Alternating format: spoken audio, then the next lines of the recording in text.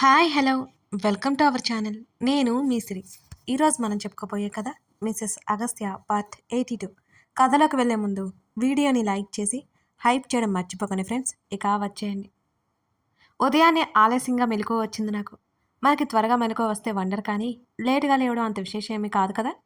ఇక్కడ ఇంకొక విశేషం ఉంది. ఆరు నూరైనా నూరు ఆరైనా అనా అయినా మా రావణ్ పొద్దు పొద్దునే లేస్తారు కదా. ఇంకా లేవలేదన్నమాట. తెల్లటి దుప్పటి మా మెడ వరకు కప్పబడి ఉంది. తల తిప్పి చూశాను నేను. నిద్రలో కూడా మరింత క్యూట్గా ఉన్నాడు. చూడ్డానికి ఇలా ఉన్నాడు కానీ ఒట్టి కోపిష్టి. తనని భరుస్తున్నా నాకు మాత్రమే కదా తెలుసు. తన కోపమే తనకి అందం. మెల్లిగా ఎడమ చెయ్యి అయితే లేపే తన వైపుకు తీసుకెళ్లాను. తన ఛాతీ మీద వేళ్లతో రాశాను. నన్ను గట్టిగా దగ్గరికి లాక్కోవడంతో కెవ్వున అరిచాను. కళ్ళెత్తి చూస్తూ సారీ అన్నాడు. ఏడుపు మొహం పెట్టి చూశాను. అసలే నాది కుంటి చేయి కదా, అందుకే నొప్పొచ్చింది. నాదేం తప్పులేదు, నువ్వే చేశావు మొత్తం. బుద్ధిగా ఉన్న నన్ను చెడగొట్టేశావు అంటూ లేచి ఒళ్ళు విరుచుకున్నాడు అగస్త్య. తన వీపు మీద ఒక్కటేశాను. బండరాయి కదా, పట్టించుకోలేదు.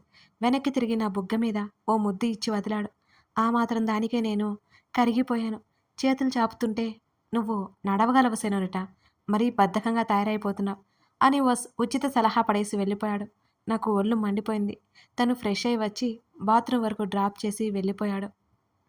నేను కోలుకోవడానికి దాదాపు నెల రోజులు పట్టింది. పరిగెత్తలేకపోతున్నా. కాస్త అయితే నడవగలుగుతున్నాను. చెయ్యి కొంచెం సెట్ అవ్వలేదు. ఇంకా నొప్పి తగ్గలేదు. అయితే అలాగే కట్టు ఉండిపోయింది. నాకు తెలిసి సమాధానం తెలియని చిక్కు ప్రశ్నలు బోల్డని ఉన్నాయి.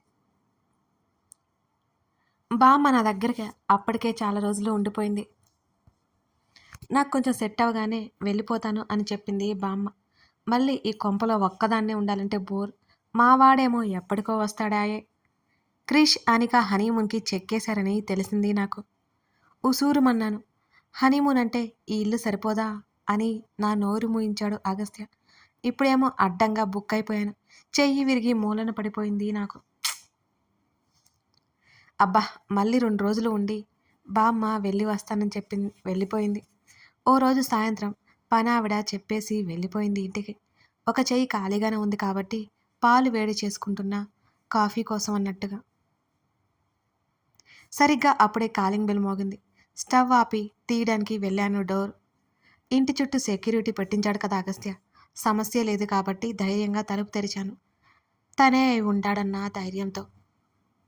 ఎదురుగా ఒక లేడీ. ఆమెను చూడగానే అర్థమైంది నందిని గారు అని. క్షణకాలం పాటు అవాక్కైపోయాను. కళ్ళు పెద్దవి చేసి చూశాను. ఆవిడని తేరిపారా చూశాను నేను. వయసులో ఉన్నప్పుడు చాలా అందంగా ఉన్నారు. ఇప్పుడైతే జీవం లేనట్టు పీక్కిపోయి బక్క చిక్కిపోయారు.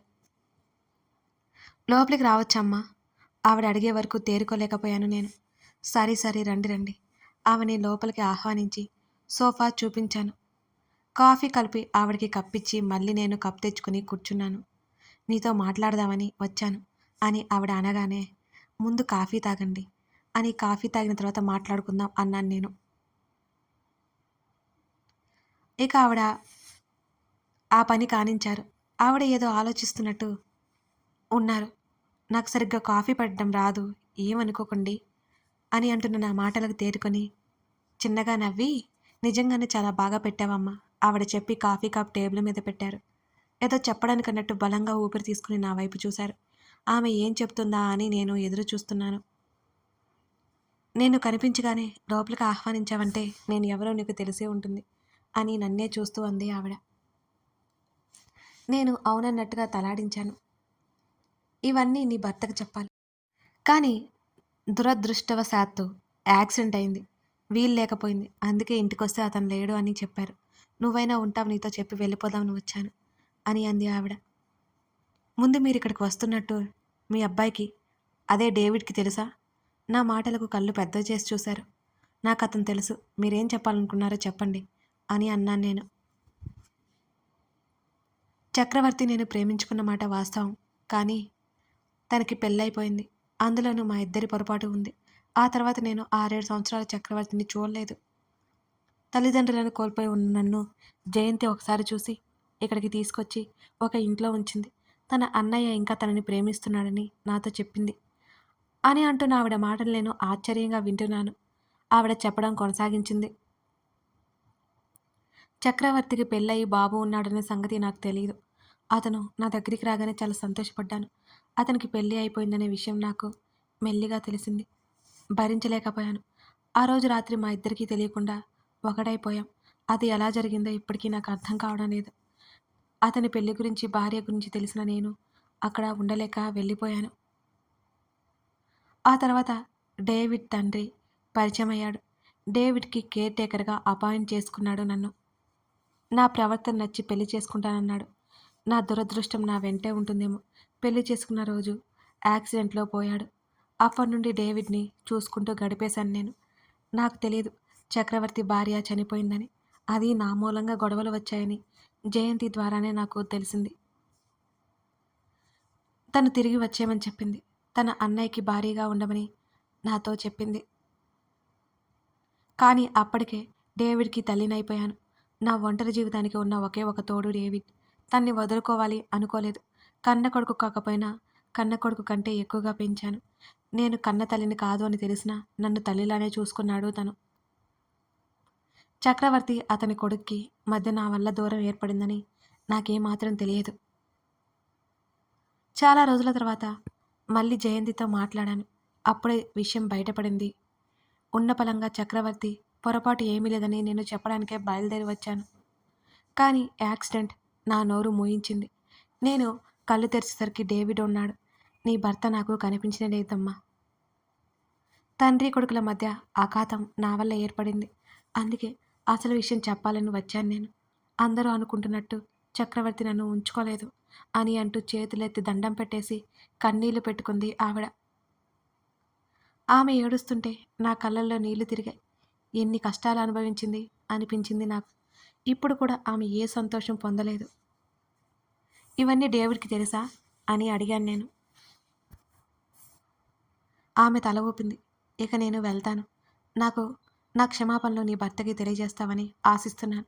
రేపుదయం మేము ఇండియా వదిలి వెళ్ళిపోతున్నాం అని పైకి లేస్తూనే అంది ఆవిడ. అదేంటి అంకుల్ని కలవరా అని అడిగాను నేను గాబరాగా. వద్దు, నాకు ఆలోచన లేదు. నేను ఇండియా వచ్చింది కేవలం నీ భర్తకు అన్నీ చెప్పడానికి అంతే అని ఆవిడ పైకి లేచి నా వైపు ఒకసారి చూసి బయటికి నడిచింది. ఆవిడతో పాటు బయట వరకు వచ్చాను నేను కూడా. ఆవిడ వెళ్ళిపోయింది. రోడ్డు మీద ఆవిడ కోసం వచ్చిన కారులో ఆవిడ కూర్చుంది. ఆ కారు వెళ్ళిపోయింది నేను చూస్తుండగానే. సోఫాలో వచ్చి కూలబడ్డాను. నాకు మొదటి నుంచి జయంతి ఆంటీ మీద పిచ్చ డౌట్‌గా ఉంది. ఎందుకంటే ఆమె అందరికీ కామన్ పాయింట్. అలాగే ఆలోచిస్తూ కూర్చున్నాను. నందిని గారి గురించి చాలా బాధగా అనిపించింది. అగస్త్య ఇంకా అంకుల్ మీద కోప్పడడం నాకు నచ్చలేదు. ఆయన తప్పేం లేదు. ఈవిడ అగస్త్య దగ్గర ఉండాలి కదా! డేవిడ్ దగ్గరికి ఎలా వెళ్ళింది? ఆ డేవిడ్ నన్ను అందుకే తీసుకెళ్ళాడా? నా భుజం మీద చెయ్యి పడగానే ఉలిక్కిపడ్డాను నేను. తల తిప్పి చూసిన నాకు నా రావణ్ కనిపించాడు నా కళ్ళకి. కాఫీ ఇవ్వనా అని అడిగాను నేను. ఏంటి నువ్వే అని వెటకారంగా అడిగాడు అగస్త్య. వేషాలు వేయకు, తీసుకొస్తాను పద. చెప్పడం మర్చిపోయాను. బామ్మ 2 రోజులు ఉండి వస్తానని చెప్పింది అని మెల్లిగా కిచెన్ వైపుకి నడిచాను నేను. అగస్త్య పైకి వెళ్ళిపోయాడు. నేను కాఫీ తీసుకువెళ్ళేసరికి డ్రెస్ మార్చుకుని టవల్తో ముఖం తుడుచుకుంటూ కనిపించాడు తను. తన చేతిలో కప్ పెట్టి పక్కనే కూర్చున్నాను నేను. తను కాఫీ తాగే వరకు గడ్డం కింద చేతులు పెట్టుకొని తననే చూస్తూ వెయిట్ చేశాను. కాఫీ కప్ టీపాయ్ మీద పెట్టేసి ఏం చెప్పాలనుకుంటున్నావో ఇప్పుడు చెప్పు అని అంటున్న తన మాటలకి చిన్నగా నవ్వి, నందిని గారు వచ్చిన విషయం నీకు తెలిసే ఉంటుంది అని అన్నాను. అయితే అని అడిగాడు. ఆవిడ నీకోసమే వచ్చింది. కానీ నువ్వు లేకపోవడంతో నాతో మాట్లాడి వెళ్ళింది. రేపు ఇండియా వదిలి వెళ్ళిపోతున్నారంట. అందుకే ఇప్పుడు వచ్చింది అని అన్నాను నేను. నేను చెప్పే విషయం మీద తను ఏమాత్రం ఆశ్చర్యం కనబరచకపోవడంతో పిచ్చి పట్టింది నాకైతే. ఏంటి నువ్వు ఎంత చెప్తున్నా వినవే అని తన భుజం పట్టి ఊపేసి అడిగాను. ఇప్పుడే వచ్చాను, కాస్త నన్ను వదిలేవే బాబు. తన మాటలకి ఉక్రోషంగా చూశాను నేను తన వైపు. నేను మాట్లాడుతుంటే నీకు చిరాగ్గా ఉంది అంతేనా అంటూ అక్కడి నుంచి లేచి వెళ్ళిపోతున్న నా చేతిని గట్టిగా పట్టుకున్నాడు అగస్త్య. విరిగిన చెయ్యి కాదు, మరో చెయ్యి అన్నమాట. మెల్లిగా నన్ను తీసుకుని ఒడిలో కూర్చోబెట్టుకున్నాడు తను. అనాల్సినవన్నీ అనేసి మళ్ళీ ఇదేంటి అని మూతి తిప్పుతూ చూశాను నేను. అనవసర విషయాలు నా దగ్గర మాట్లాడొద్దని నీకు ఎన్నిసార్లు చెప్పాను. తన మాటలు తీక్షణంగా వచ్చాయి ఆ సమయంలో. ఇది అనవసరమైన విషయం కాదు మిస్టర్. నీకు తెలియకుండా చాలా జరిగింది. అరగంట సేపు నువ్వు సైలెంట్‌గా ఉంటే నేను నీకు మొత్తం చెప్తా అంటుంటే నా హృదయం మీద చంపానించాడు అగస్త్య. ఇలా చేసి నన్ను చంపకురా బాబు అని తన జుట్టు పీకేశాను. నిజంగానే బండరాయి. కాస్త కూడా చలనం లేదు. ఆ తర్వాత నా ఆవేశం తగ్గిపోయింది. మెల్లిగా తన జుట్టులో వేళ్ళు పెట్టి నిమురుతూ ఉన్నాను. అది కాదు, ఒకసారి నేను చెప్పేది విను. ప్లీజ్, కాసేపు విను ప్లీజ్. కొన్ని సంవత్సరాలుగా మీ నాన్నగారు ఎంత బాధపడుతున్నారో నీకు అర్థమవుతుంది. ఒకవైపు భార్య పోయింది, మరోవైపు నువ్వు దూరమయ్యా. ఆయన పరిస్థితి ఏంటో ఒకసారి గుర్తు చేసుకో. ఒక్క క్షణం ఆయన స్థానంలో ఉండి ఆలోచించు. పాపం కదా. నేను మాట్లాడుతుండగానే నా నడుము చుట్టూ చేతులు రెండూ బిగించేశాడు అగస్త్య. కాసేపు అలా మౌనంగా ఉండిపోయాను నేను కూడా. మెల్లిగా నందిని గారు నాతో చెప్పినవన్నీ తనకి చేరవేశాను. జరిగిందిది. ఇక్కడ మీ అమ్మగారు ఎవరు మ్యానిపులేట్ చేశారో. నందిని గారిని తీసుకొచ్చింది మాత్రం మీ అత్త జయంతి. నాకెందుకో మీ అత్తయ్య మీద డౌట్ వస్తుంది. ప్లీజ్ ఒక్కసారి ఆలోచించు అని తన చుట్టూ చేతిని వేసి చెప్పాను. అంకుల్ చెప్పింది, నందిని గారు చెప్పింది బేరీజు వేసుకుంటుంటే వీళ్ళిద్దరికీ తెలియకుండా చాలా సఫర్ అయ్యారని నాకు అనిపిస్తోంది. మరో పావుగంట గడిచినా మాట్లాడకపోవడంతో నాకు భయం వేసింది. ఇదంతా నాకు తెలుసు సెనోరిటా. తన మాటలకి నేను విస్తుపోయి చూశాను. తెలుసా? ఏం తెలుసు? తెలుసుకున్నాను అని నన్ను పక్కన కూర్చోబెట్టి గ్లాస్ డోర్ వైపుకు వెళ్ళాడు. అందులో నుండి బయటకు చూస్తున్నాడు అగస్త్య. తెలిసి కూడా మీ నాన్నగారికి ఎందుకు నువ్వు దూరంగా ఉన్నావు అని ఉండబట్టలేక అడిగేశాను. తనేం మాట్లాడలేదు. ఆయన తప్పేమీ లేకుండా ఇన్ని సంవత్సరాలుగా శిక్ష అనుభవిస్తున్నారు ఆయన. ప్లీజ్ ఒకసారి ఆయన గురించి కూడా ఆలోచించు నువ్వు. ఆయన తప్పు లేదని ఎవరన్నారు అని వెంటనే నా వైపుకు తిరిగి చూశాడు. ఒక్కసారిగా అగస్త్య కళ్ళు ఎర్రబడ్డాయి. తన ముఖంలోకి రక్తం పొంగుకొచ్చిందేమో అన్నంత ఆవేశంగా ఉంది. తన మెడ మీద నరాలు ఉబ్బి ఉన్నాయి. గ్లాస్ డోర్ మీద ఉన్న తన చెయ్యి పిడికిలి బిగుసుకుని ఉంది. తనని అలా చూడగానే కాస్త భయం వేసింది. మాట రాలేదు నాకు.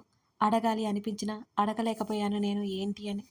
వెంటనే తల తిప్పేసుకుని గట్టిగా కళ్ళు మూసుకున్నాడు అగస్త్య. తన దగ్గరికి వెళ్ళాలన్నా కూడా నాకు భయం వేసి నేను వెళ్ళలేకపోయాను. అంతలోనే తేరుకుని మెల్లిగా తన దగ్గరికి వెళ్ళాను.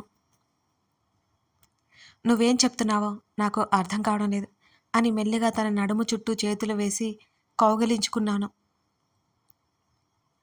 అతని హృదయంలో ముఖం దాచేసుకున్నాను. తను చాలా సఫర్ అవుతుంటే నాకు అర్థమవుతోంది. ఇలారా అని తనని అక్కడే సోఫాలో కూర్చోబెట్టాను. తనకి ఎదురుగా కూర్చుని చేతులు పట్టుకున్నాను. అసలు ఏమైందో చెప్పు ప్లీజ్. నీలో నువ్వు అన్నీ దాచేసుకుంటావు ఎందుకు? నువ్వు ఇలా లోపల సఫర్ అవుతుంటే నేను ఎందుకు ఉన్నాను అనిపిస్తోంది. మన లైఫ్ ఎంత బాగుండాలి. అన్ని టెన్షన్స్ మన నుంచి దూరం చేసుకోవాలి. అప్పుడే నువ్వైనా నాతో సంతోషంగా ఉండగలవు. నేనైనా నీతో సంతోషంగా ఉండగలను. తన చేతులని చెంపల మీద పెట్టుకుని కన్నీళ్లు దాచుకోవడానికి కళ్ళు మూసేసుకున్నాను. తన బాధను నేను అస్సలు తట్టుకోలేను. నా చేతులు తీసేసి నా ఒడిలో తలపెట్టుకుని పడుకున్నాడు అగస్త్య. ఈ రోజుతో తన మనసులో ఉన్న భారం అంతా దిగిపోవాలి. తను నిద్రలోకి జారుకున్నాడు. కాసేపటికి అలాగే కూర్చొని ఆలోచిస్తూ ఉండిపోయాను నేను. తను ఎప్పుడూ ఇంతే. చిన్నప్పటి నుంచి ఒంటరిగానే అన్నిటినీ లోపల ఉంచుకోవడం అలవాటు చేసుకున్నాడు. ముందుకు వంగి తన చెంప మీద ముద్దు పెట్టుకున్నాను. అలాగే వెనక్కి వాలి కళ్ళు మూసుకున్నాను. మరో అరగంట తర్వాత తను నన్ను తట్టడంతో మెలకువ వచ్చింది. కళ్ళెత్తి చూశాను. ఫ్రెష్ అయ్యిరా, డిన్నర్ చేద్దాం అని చెప్పేసి వెళ్ళిపోయాడు అగస్త్య. ముఖం మీద నీళ్లు కొట్టుకుని నేను కిందకి వచ్చేశాను. తను డిన్నర్ కోసం వంటలు హీట్ చేసి డైనింగ్ టేబుల్ మీద పెట్టేశాడు. అప్పటికే ఇద్దరం తినడానికి కూర్చున్నా. తను నాకేమీ చెప్పట్లేదు. తనలో తనే దాచుకుంటున్నాడు అనే కోపం నాలో. తన పక్కన కూర్చొని తన ఒడిలో కూర్చొని తింటూ అల్లరి చేసే నేను తనకి దూరంగా కూర్చొని తలదించుకుని తినసాగాను. తను నన్నేం అడగలేదు. నేనేం మాట్లాడలేదు. కాస్త తిని గబగబా గదిలోకి వచ్చేసాను.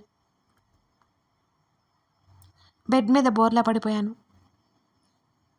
హఠాత్తుగా అలా పడ్డంతో చేయి నొప్పి లేచింది. అది కదిలించకుండా ఉంటే నొప్పి ఏం లేదు, కానీ బరువు పడితే మాత్రం నొప్పి వచ్చేస్తుంది. కీచుగా అరుస్తూ వెల్లెలికలా తిరిగి చెయ్యి నొక్కుంటూ కళ్ళు మూసేసి మూలుగుతున్నాను. నా మీద కోపం దాని మీద చూపిస్తే ఎలాగే ఉంటుంది అని తలుపు లాక్ చేస్తూ అన్నాడు అగస్త్య. తన వైపు ఒకసారి చూసి పక్కకి తిరిగి పడుకున్నాను. కథ కొనసాగుతుంది. ఇవన్నీ తెలిసి కూడా అగస్త్య ఎందుకు మౌనంగా ఉన్నాడు? అసలు నందిని గారి చక్రవర్తి గారి విషయంలో ఏం జరిగింది? అగస్త్య ఈ విషయాన్ని ఎప్పుడు సాల్వ్ చేయబోతున్నాడు? అతని మనసులో ఏముంది? ఇవన్నీ తెలియాలంటే మీరు ఇంకా కథని చూడాల్సిందే. కథ నచ్చితే లైక్ చేసి కామెంట్ చేయడం మర్చిపోకండి friends. Thank you for watching this video.